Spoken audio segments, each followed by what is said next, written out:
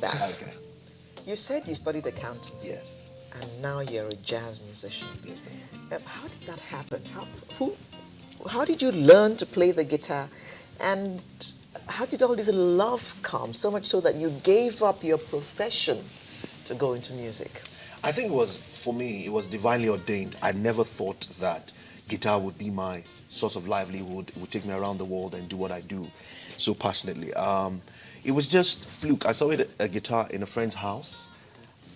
I said to him, "Hey, would you How teach old were me?" you at that time? I was about 20. Now, look at this You one were an now. old man already? Yes. Yes, look at this one now. Yes. Which one is this? Which of your album? This is a track project is I did. It's a gospel project I titled Jazzing Up His Praise. This song is titled Olorun Mi. Let's hear that one.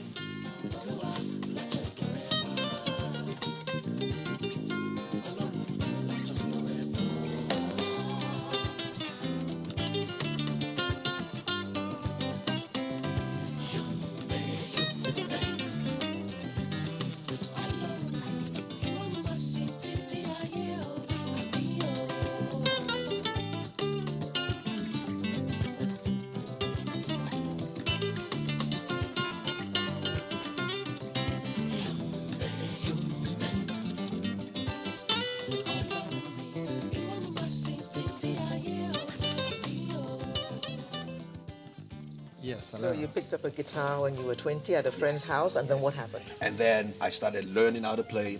And then I went to school. I was studying at Federal Polytechnic in Laro. And whilst I was in school, I would then play for my fellowship. As a guitarist, I was learning at the church, at Obey's church. It's fellowship at the time, D-Cross. So I would come from school every now and again when they had a program. So I was doing school and I was learning how to play the guitar. But because of my love, after I finished school, in the period I was going back and forth, I never stopped learning. Strumming. You know what I mean? So when I finished school, I then decided, you know what? Before I, use this degree, whatever it is, let me try Explore. this. Let me explore this instrument that I play, because at the time I was at a level where I was doing quite well, and then I got a call from Adekunle Ayodeji, who then wanted me to join his band. So, I then tried that out and it was fantastic. Ayodeji then showed me that, all this George Benson is great, but you have to fuse your Nigerianness into it. That was the birth of Adekunle Ayo. Now, a couple of months later, Labaja called me. So many unspoken things around there in the middle that, because of time, I can't take you through. 3-4 months or so, then Labaja called me. So he told me he was going to Europe and the guitarist he was working with at the time couldn't crack it. So I said, okay, cool, let's do it.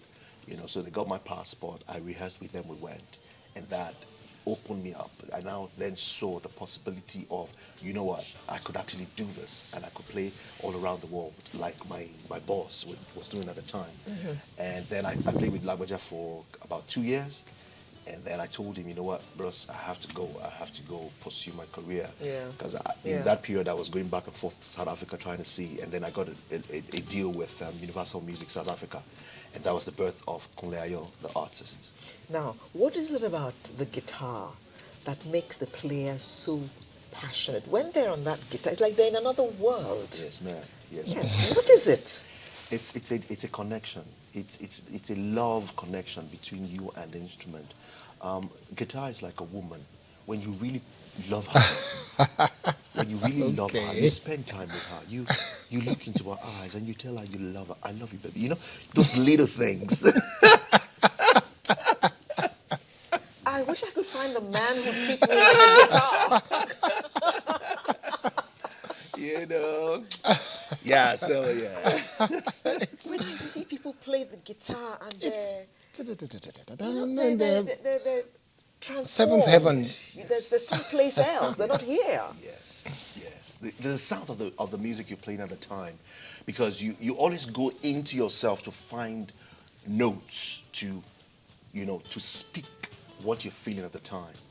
If you're feeling love, you find that right note that does do do do do do. You know what I mean? Yeah, it does that. And when you're angry, it goes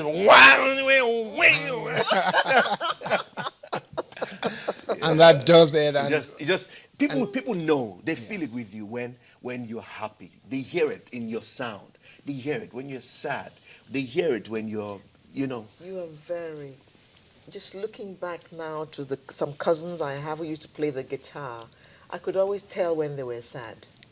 Thank you. Yeah. Yes, yes, you're right. But it is obvious that you are bursting with ideas and with passion and music, and it seems like, yes, there is so much you're yet to Yes. even tap into. Definitely. Yes. Definitely. You were at the Calabar Jazz Carnival, Festival, yes. the jazz festival. Yes, What was that like for you? And that was coming home in, how many, in 12 years, that was your coming home for the what time? Probably the 20th time. Oh, so you come home often? I come home often. Oh, yeah. okay. I So do what a lot was of this? gigs. What was I do a lot of this? gigs in Lagos. It was great because this is the second edition of the Calabar Jazz Festival, and it was really nice because one, the governor was there. Two, great people were there. Donald Duke was there. And I played to him once, and it was just another opportunity because he plays the saxophone, and I just wanted him to know that the guitar can also make some great sounds. So, and more importantly, the audience was just fantastic. They were great, and I always say that I don't play, to the people. I play with the people because like I'm talking, I'm very passionate about the guitar.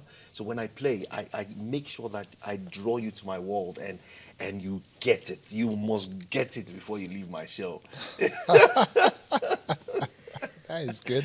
That is good. All we can say is just good luck and very much. try and bring this beautiful sound back home We are trying soon. to do that. We're trying to do that. And it'll be nice to have a place where maybe your music is for mature audiences. Yes. Maybe they'd want somewhere to go and relax chill, yeah, on a yeah. Saturday evening, Friday evening, and just listen to some That's what we want to do. We're working on it. jazz Working music. on it, yeah. Well, good luck. Thank you very much. So, Mr. Akintemi, That's my name. Akintemi. Akintemi. Yes, absolutely. Yes, yes. I was just looking at him and I was thinking of Ella Fitzgerald, the passion with which Ella in her years used to, even when she's so soft-spoken, but when she talks about her music, you can see the brightness and the light, and you just think, okay, this person is transformed. Well done, Kunle. Well done. Well done. All right, so here's where we wrap it up for today, and we'll bring you a fresh edition next Saturday. I'm Alera Edu, wishing you all the best, and see you next month. Yes, next month indeed. Yes, this is the last Please Saturday don't of say the it. month. Okay, I won't. I know, Thank you. I won't. I'll wait till next week and then I'll say. Yes. My name is Guitarist, Accountancy, wishing you the very best, and here's hoping that you enjoy this weekend and the coming week. And of course, I guess the coming week will be the one that heralds the World Economic Forum. Yes. And Channels Television being the host broadcaster. We will be there, and one of those weekends will probably be bringing you Sunrise from the venue of the World Economic Forum. And Sunrise Daily also will be there. Business Morning will be there, and a lot more will happen. Okay. Yes. It'll all be happening at the World Economic Forum. Absolutely, yes.